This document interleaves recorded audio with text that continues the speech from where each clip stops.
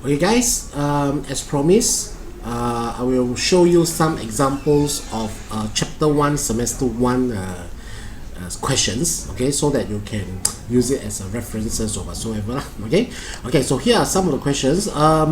Later I shall upload together this question paper on my this blog spot, so that you can download and try at home. Okay, so now here comes the questions. Diagram below shows the deflection of subparticles from different sources are passed through electromagnetic fields. Okay, so name subparticles P. So as you can see here, this is the P, so it does not deflect to anywhere, so therefore this is a neutron. Okay, B. Identify subparticles 1, 1, Q and explain the angle of deflection of Q beta compared to alpha. So you are to explain what is actually Q, and then what is the angle of deflection between this beta and also this alpha. Okay, so you should identify that Q is a proton actually. Q is a proton, okay, and you should state that the angle of deflections is smaller to compare. Okay, that means in terms of smaller angle, beta is a smaller angle than alpha. Okay, so since subparticle Q is heavier, or you say that the mass over charge ratio is greater. Okay, so this is how we answer for such type of question. And in the diagram, draw the path of another subparticles R21 plus that pass through the same electromagnetic field and explain the distance of deflection compared to that of subparticles Q. So if you have a 21 R plus, that means 2 times heavier, so you expected the R has a greater mass or nuclear number or mass number, so therefore R has a higher mass over charge ratio. So this is the path of deflection by R. Okay, so as you can see in here, the deflection is further. Okay, so this is how you are going to predict the deflections of the R, which is a greater mass compared to Q. Okay, so this is question 1. And question 2, table below shows with the information of number of proton, neutron, electron of field particles. So these are the field particles mentioned. Potassium 40 and potassium 41, the isotope of potassium 39, where the percentage of atoms of 39, 40, 41 are 93.2, 0.20 and 6.60 respectively. Potassium 40 is used extensively with argon, also known as potassium argon dating, in geology to determine the age of rock, while potassium 41 is a stable isotope. So define isotope. So you have to learn how to define isotope. Well, isotope keyword is atoms with the same proton number but different neutron number. You can also mention as same number of proton but different number of neutron also can. Okay, number 2, based on the information given above, calculate the relative atomic mass of potassium. So you have to use the equation. So AR is equals to 39 times 93.2 plus 40 times 0.20 plus 41 times 6.60 over the summations of the abundance. So 93.20 plus 0.20 plus 6.60. After you press your calculator, either you express your answer as 39.1 or 39.13. Okay, so either way should be fine. Okay, so other than potassium argon, another radioactive isotope is also well known for determining the age of fossils. So name the radioactive isotope mentioned. So you should answer as carbon-14 and explain why potassium 41 is unstable. So why is it potassium 41 is unstable? Either you mentioned it has a short half-life or disintegrate to form a stable isotopes. Okay, so this is how you answer for A. For B, particle P is isoelectronic with 3919K. Explain what do you understand by the term isoelectronic and determine the charge of Px plus. So if you look back at the P in here is 15. Px plus is 15. Okay, so in here you have to understand.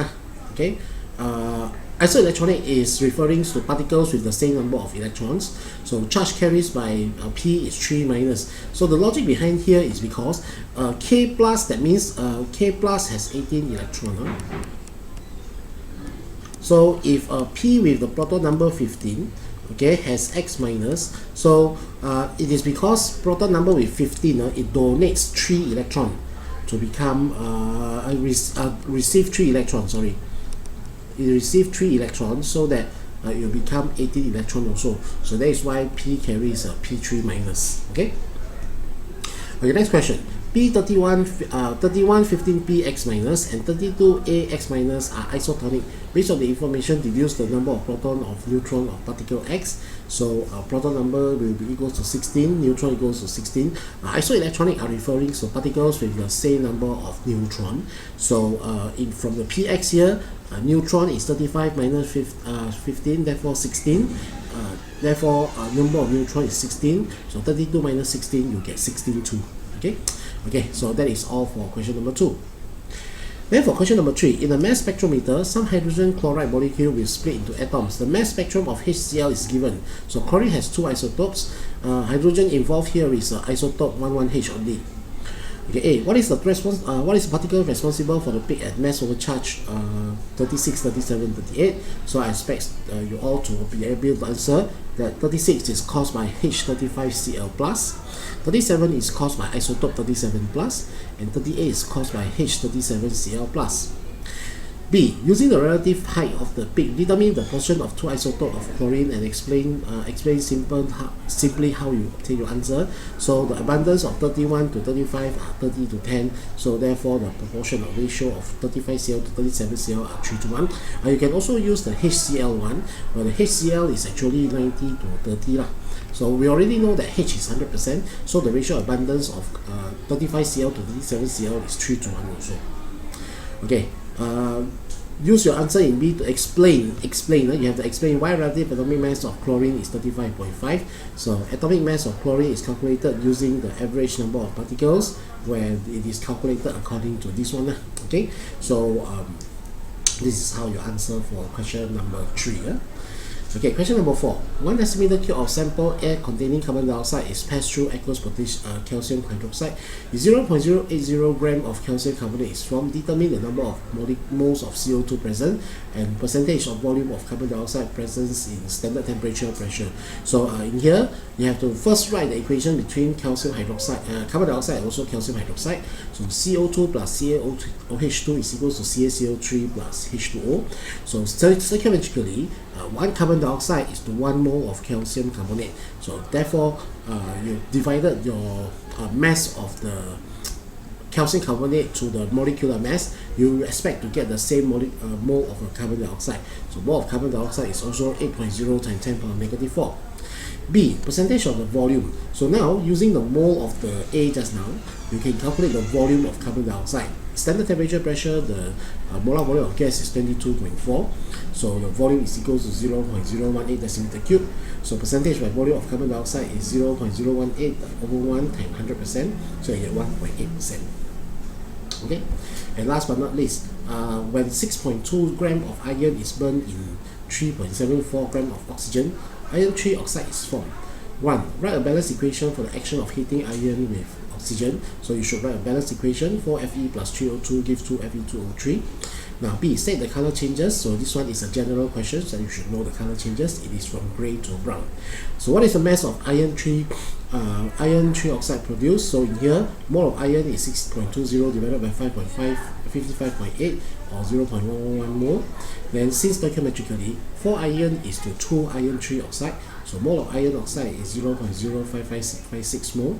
So mass of iron trioxide is 0.05556 mole times the molecular mass of the iron trioxide. So you get your answer as 8.87 in 3 significant figure unit with you here.